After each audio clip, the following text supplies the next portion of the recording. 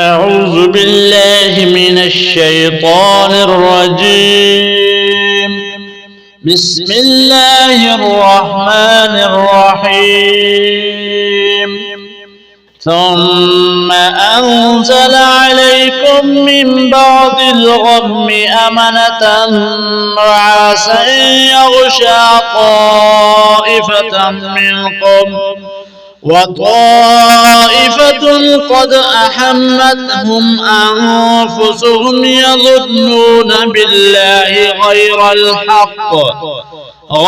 الحق ظن الجاهلية يقولون هل لنا من الأمر من شيء قل إن الأمر كله لله يخفون في أنفسهم ما لا يبدون لك يقولون لو كان لنا من الأمر شيء ما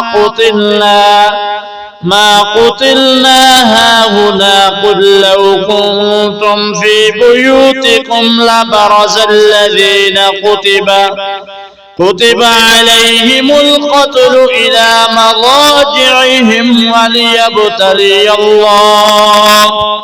وليبتلي الله ما في صدوركم وليمحص ما في قلوبكم والله عليم بذات الصدور. إن الذين تولوا منكم يوم التقى الجمعان إنما استزلهم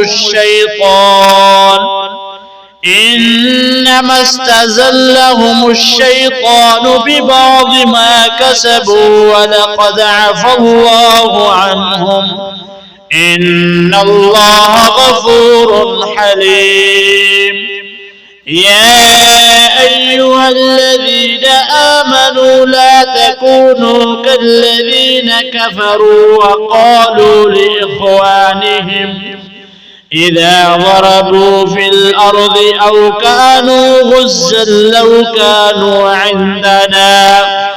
عندنا ما ماتوا وما قتلوا ليجعل الله ذلك حسرة في قلوبهم والله يحيي ويميت والله بما تعملون بصير. ولئن قتلتم في سبيل الله أو متم لمغفرة من الله ورحمة خير مما يجمعون. ولئن متم أو قتلتم لا إلى الله تحشرون. فبما رحمة من الله لنت لهم ولو كنت فظا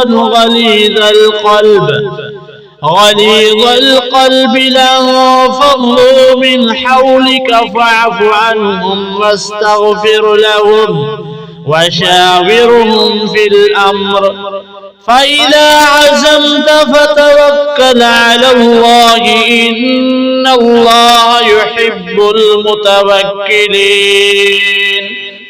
إن ينصركم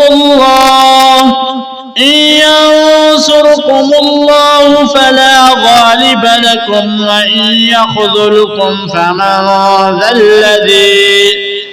فمن ذا الذي ينصركم من بعده وعلى الله فليتوكل المؤمنون.